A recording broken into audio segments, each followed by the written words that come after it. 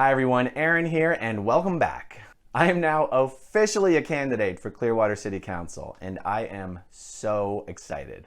On Thursday morning, I went into City Hall and was the first and actually only person in line to officially register to be a candidate for City Council.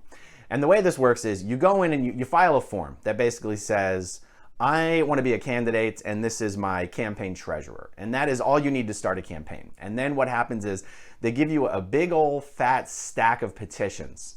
And the rules are you have to get 250 signatures from registered Clearwater voters to have your name officially on the ballot. I had every intention of uploading a video on Thursday and Friday, but the fact is it takes me a lot of time to record and edit these videos. You might notice, for those of you who've been watching my channel for a while, that my videos have a lot of edits in them. Like after every sentence, there's an edit. That's not just because I love recording that way and love giving myself a lot of editing work to do. The fact is, I'm a very good, easy, natural communicator in person in real life, but cameras make me very nervous. So I'll have some idea like I want to go and do a video about this, and I can, run it through my head and talk about it clearly for like 5, 6, 7 minutes straight. And then I sit down in front of the camera and I'm just like, derp, and my mind is completely blank. So my video prep is usually I will sit down and just sort of talk to myself as if I was talking to someone and just write out exactly what I want to say. And then when I sit down in front of the camera, I sort of like stick to the script that I've written. So my mind just doesn't go completely blank. So anyway, since Thursday, instead of taking the time I would normally take to write and record and edit and upload the video, I've been working on getting these petitions signed. And it is a tremendous amount of fun. We have 6 months, actually, we have about 3 months to collect 250 signatures. And it's been 2 days and I already have close to 50. And getting the signatures, any candidate worth anything can get 250 signatures. But the process of talking to Clearwater voters, just basically going up to strangers, hey, how are you? Do you live in Clearwater? Are you a registered voter? Fantastic. I'm running for Clearwater City Council. The absolute number one question I get from everybody I talk to is, are you a Scientologist? And the moment I tell them, funny you should ask, I actually run a foundation that helps people escape from Scientology. 100% of the time, they immediately say, give me your card. You had me at hello. And for the most part, for those who don't just outright ask the question, are you a Scientologist? They'll say, what are you running for? I go, I'm running to say F you to Scientology. That's a real attention getter. It's the perfect icebreaker to start a conversation. It opens the door for me to start explaining what my history was in Scientology, what I do now, my role with the Aftermath Foundation, the long-term goal and objective that I'm working towards, that being to show elected politicians they do not have to be afraid of Scientology, and explaining to them that this is part of, another part of the other long-term goal, that we have to change the attitudes on behalf of politicians, these people who hold elective office. We have to change their attitudes, that Scientology is something they should fear, so that it is then even possible for them to start advocating for Congress to demand the IRS review and revoke Scientology's tax-exempt status. So getting signatures on these cards, talking to people about Scientology in Clearwater is so much fun. There was one place I was at yesterday.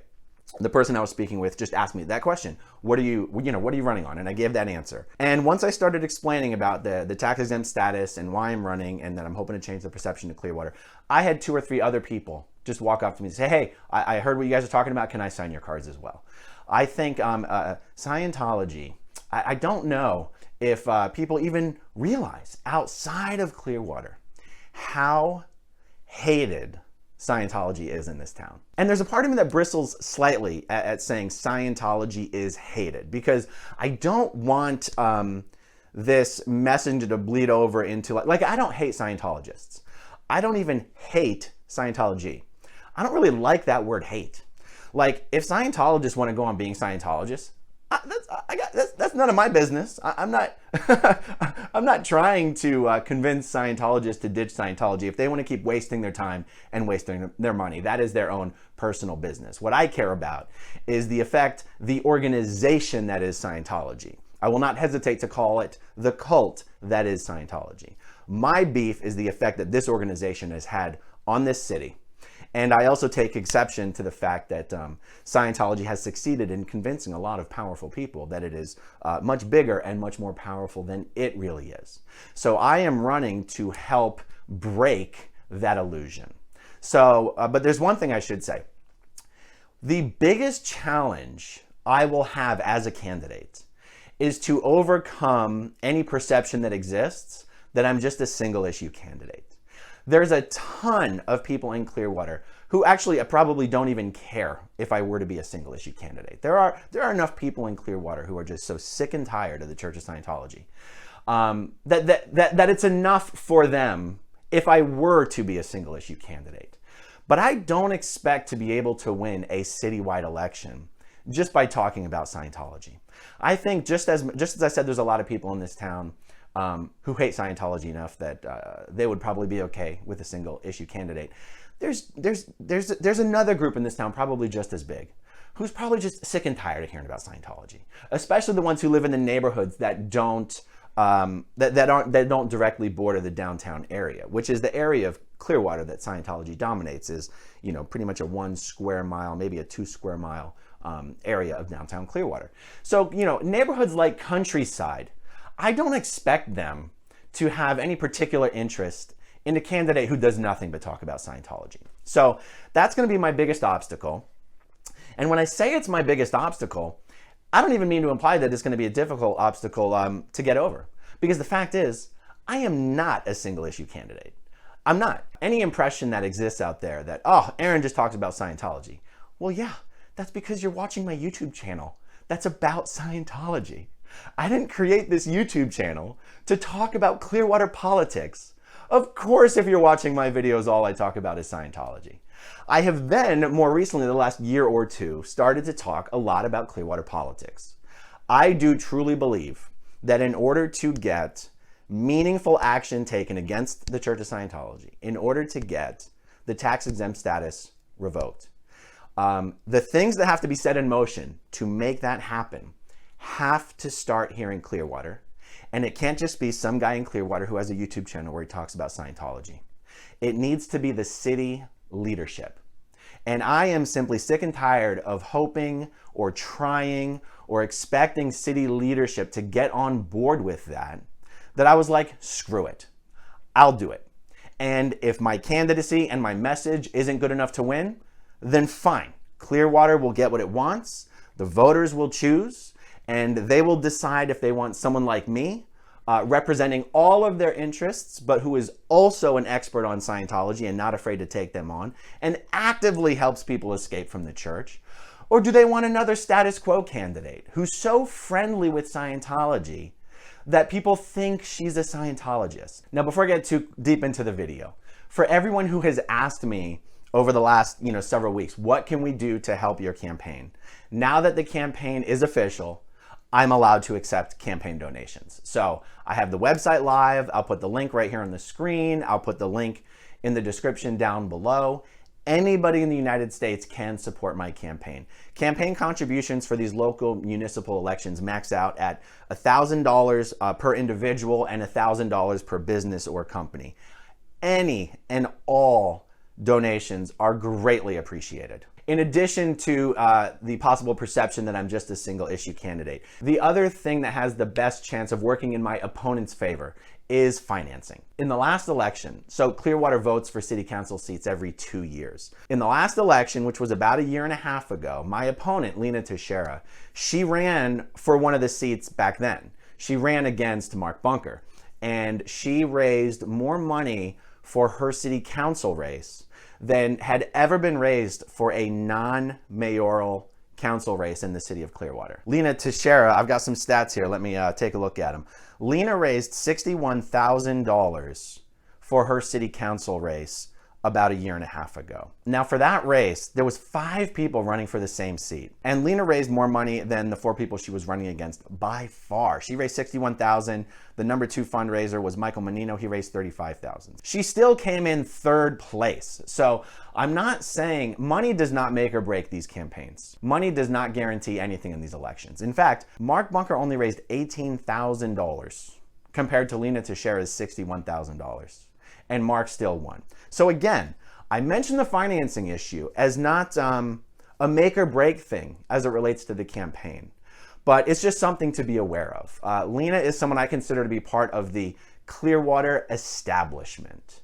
I do not expect to get support from the establishment people in Clearwater. The establishment, the status quo people, they do not like when people talk about Scientology. They truly think that part of the problem of Clearwater's perception problem isn't that Scientology's here, but that people won't shut up about the fact that Scientology is here.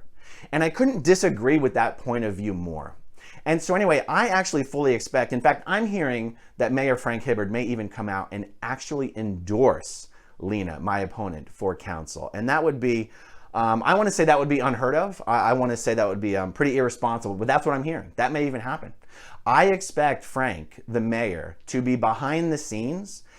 Frank's a very well-connected guy, very well-respected guy, very powerful guy, very powerful, wealthy friends. I expect him to be working behind the scenes in Lina's favor. And I have to be aware of that fact that it's something I need to overcome. So whereas money does not win an election, I fully expect Lina to raise a heck of a lot more than what she raised last time. And what she raised last time was already a record for a non-mayoral Clearwater City Council race. So for anyone outside of Clearwater, I simply ask you to help me in any way that you can to spread the message of my campaign, spread the message of what I'm trying to do. Anything you can donate to the campaign is hugely appreciated, and anything you can do to encourage others to donate as well, absolutely lovely. Also, I would just like to mention, so, you know, these kind of campaigns, candidates don't take a penny. There's no such thing as paying yourself a salary to campaign. That's not a thing that exists in municipal elections. I think it may be for federal, but not for what we're talking about.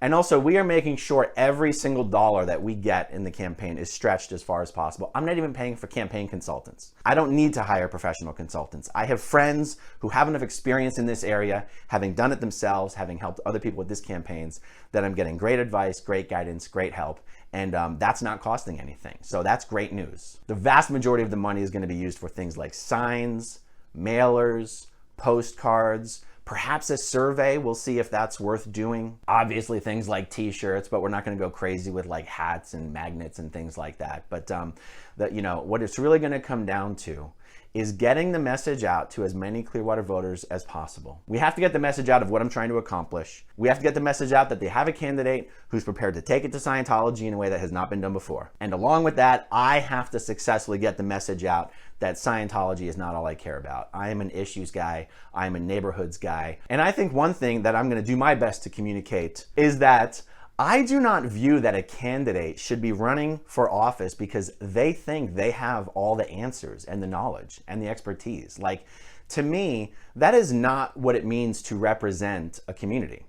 I believe that what it means to represent a community has to do with recognizing the fact that the people closest to a community are the ones with the most knowledge and expertise on the unique problems that community faces and what solutions are most likely to be appropriate and effective for that community.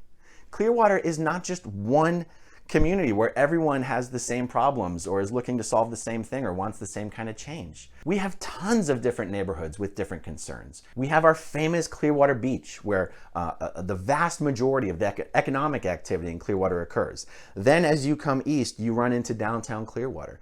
But all the rest of Clearwater, north and east and south, has completely different concerns and interests than the people in downtown do, or than the people on Clearwater Beach do. So I'm not running because I think I have all the answers. I'm running because I would like to have a leader. I would like to be a leader like the one I would like to have, which is someone who is, when confronted with a problem or a situation and has to figure out what to do about it, doesn't just think, I have the best answers. They go to those people and they learn. And they listen. They let those people come up and propose the best solutions and then advocates for them. I have personally been shocked by how many issues come before the council.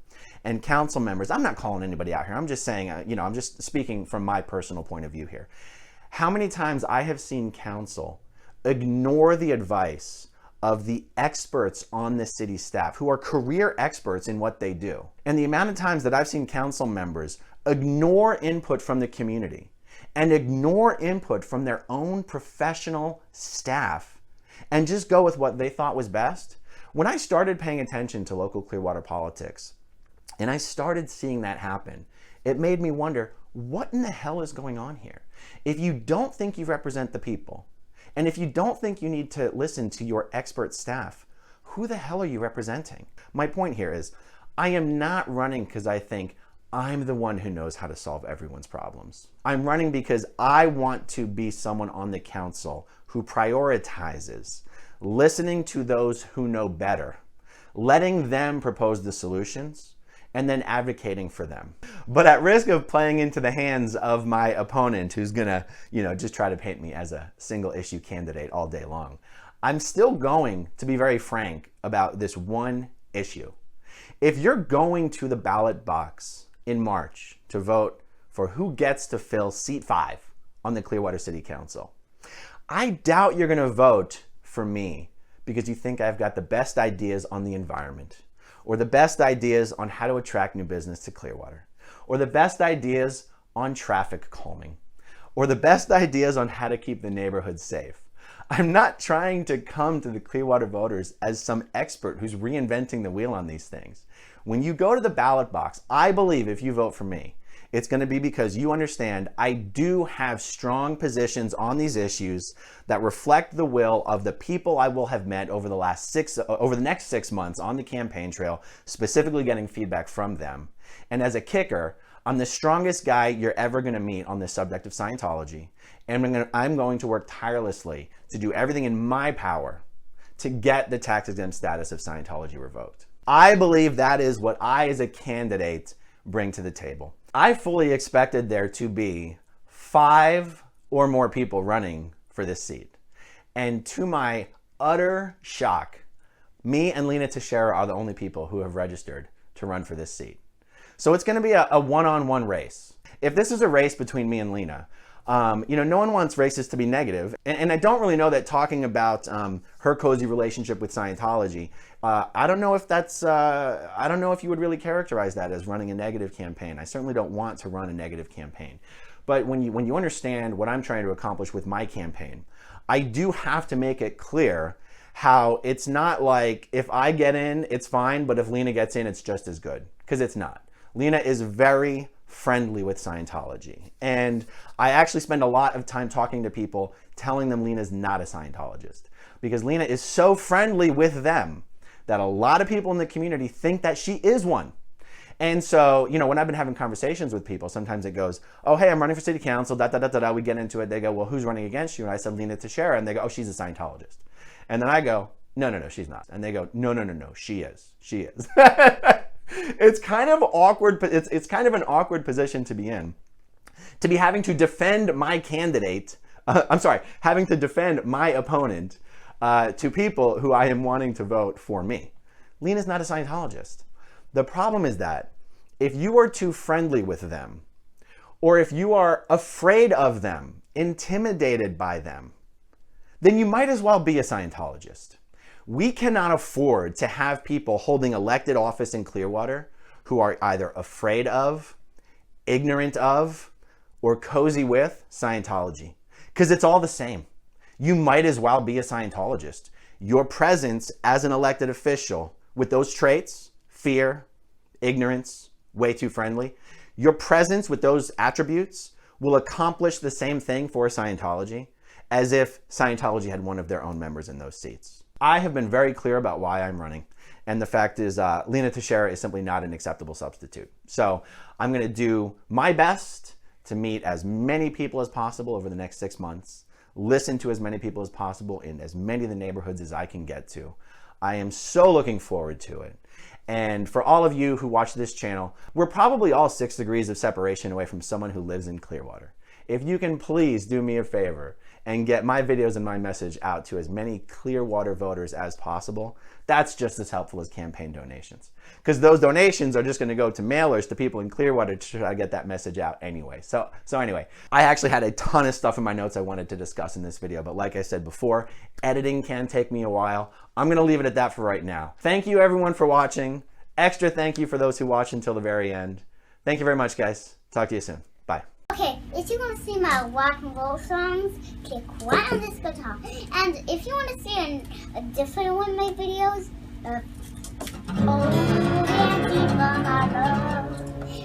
then you could click right inside here. If you have 6 subscribed or not, subscribe right